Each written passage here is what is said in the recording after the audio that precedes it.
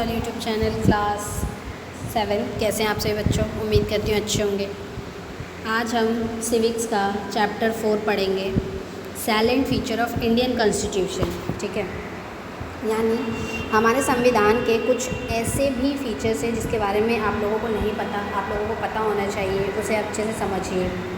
देखिए, first of all अगस्त 1947 में एक ग्रेट डे माना जाता है और वो सबसे लंबा दिन माना जाता है। इवन हिस्टोरिक ऑफ हमारे मदरलैंड का हिस्टोरिक डे माना जाता है।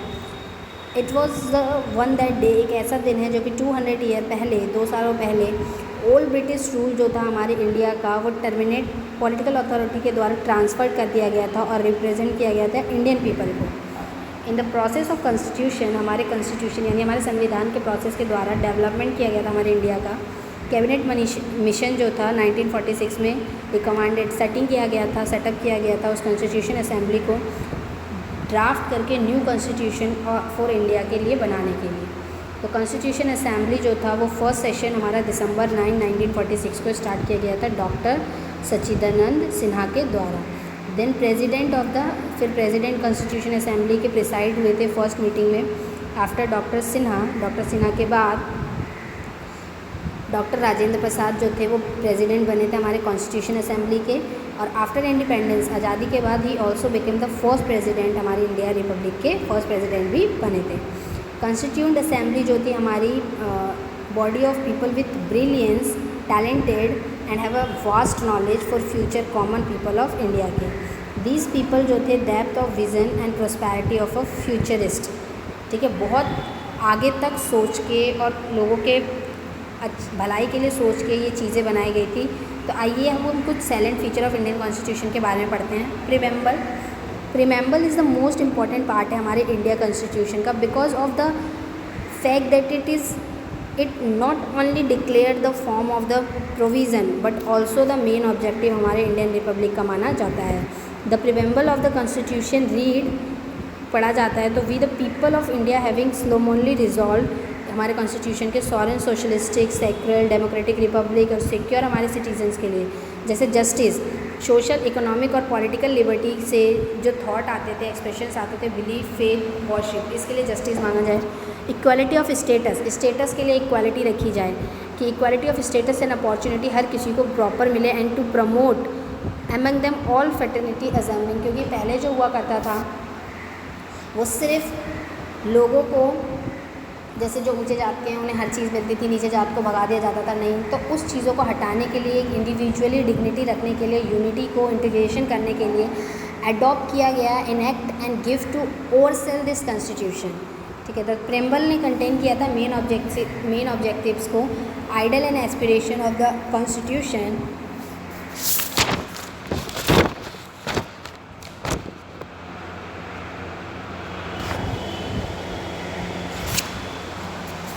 तो देखिए इसमें क्या है।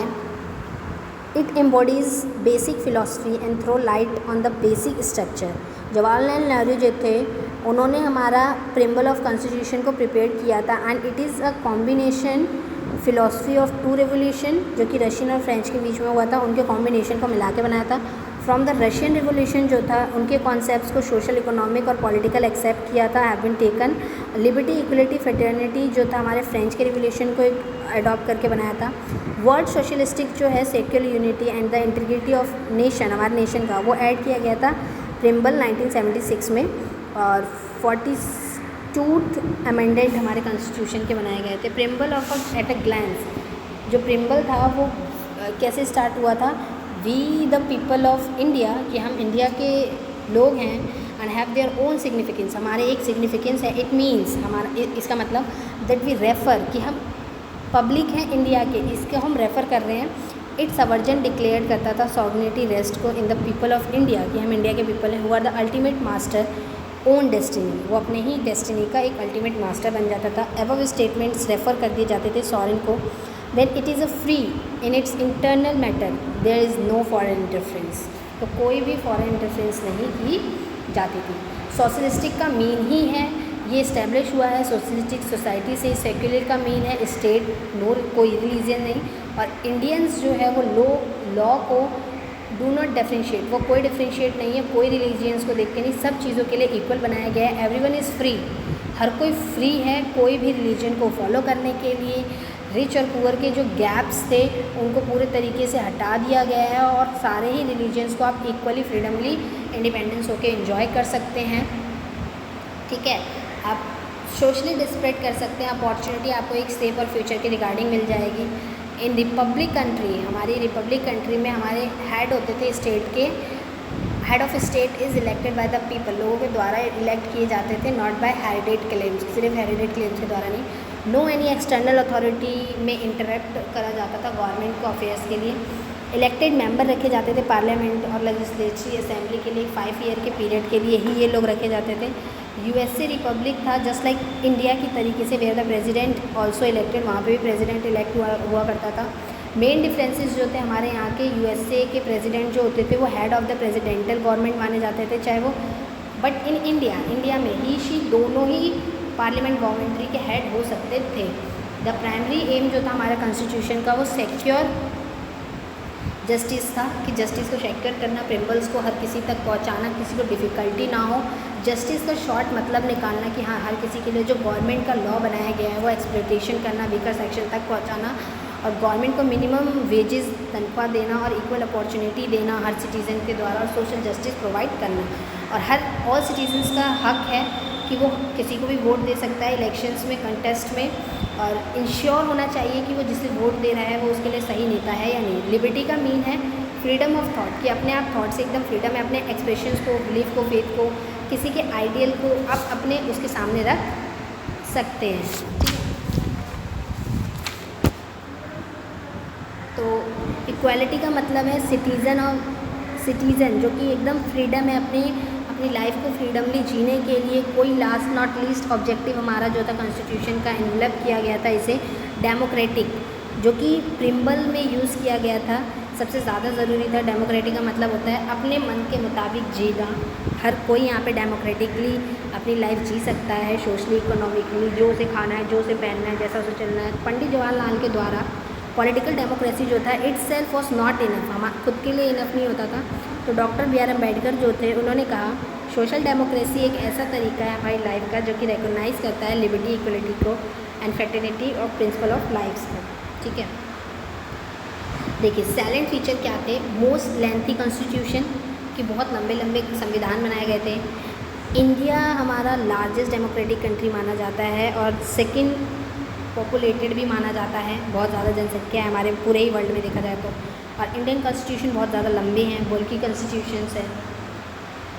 एट द टाइम जब हम अडॉप्ट करते हैं हमारे कॉन्स्टिट्यूशन को 39(5) आर्टिकल के द्वारा 8 शेड्यूल्स देख के, बट आफ्टर सेवरल चेंजेस जब आते हैं 442 आर्टिकल आए थे, 12 शेड्यूल जो 2000 में। ठीक है, सोर्स क्या थे इस कॉन्स्टिट्यूशन के?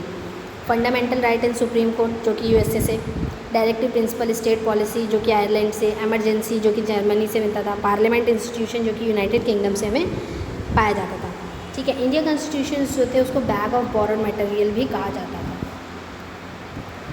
रिजिड बट फ्लेक्सिबल, रिजिड था बट फ्लेक्सिबल माना जाता था।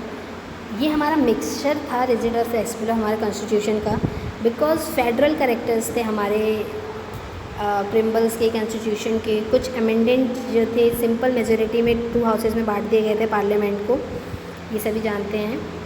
और फॉर एग्ज़ाम्पल जैसे नेम ऑफ किसी भी कंट्री और किसी भी टेरिटरी का नाम है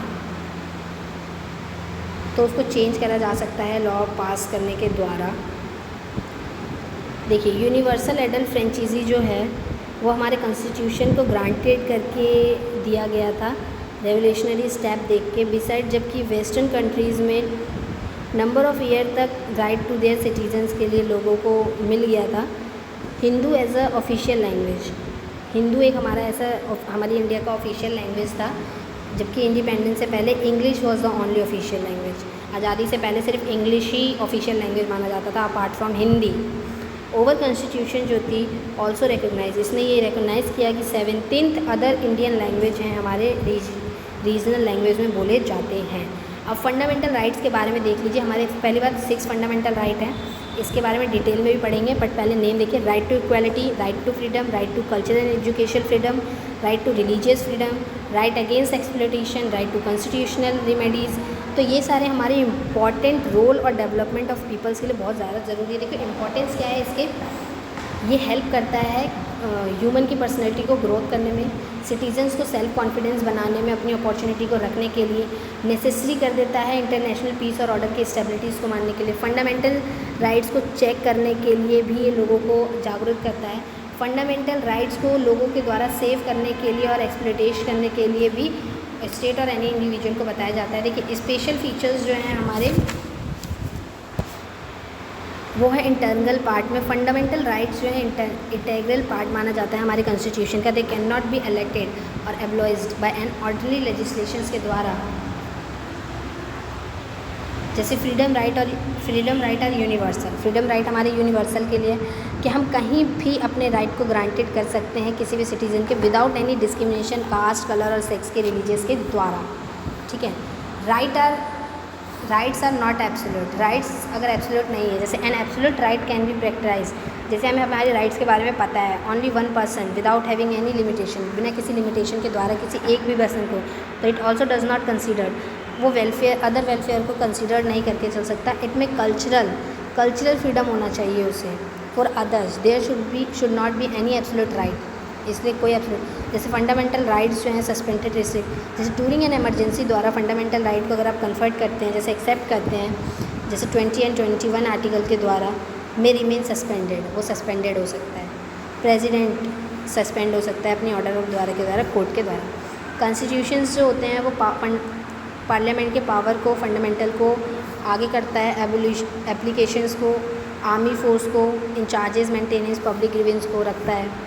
फंडामेंटल राइट्स जो होते हैं वो सभी जस्टिस के लिए रखा गया है। If anybody violets one fundamental right, एक भी फंडामेंटल राइट से अगर वो किसी को अफेक्ट करता है तो उसके द्वारा हाई कोर्ट या सुप्रीम कोर्ट में डिस्कस ज़रूर होगा। अब देखिए right to equality, article 14 to 18 के द्वारा राइट टू इक्वालिटी रखी जाती है। इक्वालिटी मीन्स कि ब्रिटिश रूल और फेडरल सिस्टम के द्वारा ना so called high up created किया गया था, इंडिया में इंट्रोड्यूस किया गया था इसको, कि राइट टू इक्वालिटी, हर किसी के पास राइट है कि इक्वालिटी बिफोर लॉ का मतलब यह है कि इक्वालिटी से पहले, लॉ से पहले इक्वालिटी दे देना। जैसे 14 आर्टिकल के द्वारा राइट ऑफ इक्वालिटी के लिए वो एकदम श्योर होना चाहिए कि उसके लॉज, उसके इक्वालिटी क्या है, अदर पर्सन की भी इक्वालिटी और लॉ जो है वो क्या है, इक्वल प्रोटेक्शन दोनों को दी जाती थी टेरिटरी ऑफ इंडिया में। ठीक है। प्रोविशन ऑफ डिस्क्रिमिनेशन की आर्टिकल 15 के द्वारा प्रोवाइड किया गया था स्टेट टू डिस्क्रिमिनेशन के द्वारा। सिटीजन्स जो थे हमारे कि religion, caste, sex, birth place क्या है क्या नहीं है, उसके द्वारा किसी के बीच में कोई भेदभाव नहीं होगा, सबको एक समान माना जाएगा, एक ही साबुन से नहा सकते, मतलब every citizen can access to shop, public place, wells, bathing, ghat, कहीं भी जा सकते हैं, कोई रोक टोक नहीं है। स्टेट और सेंट्रल गवर्नमेंट के द्वारा ये इकोनॉमिकली अपलिफ्टमेंट के लिए आगे बढ़ाने के लिए किया गया था। एजुकेशन और सोशल बैकवर्ड सोसाइटी को आगे बढ़ाने के लिए किया गया था। ठीक है। इसके आगे हम पढ़ेंगे सेकेंड पार्ट में। थैंक यू सो मच इतना समझने के लिए। Thank you students.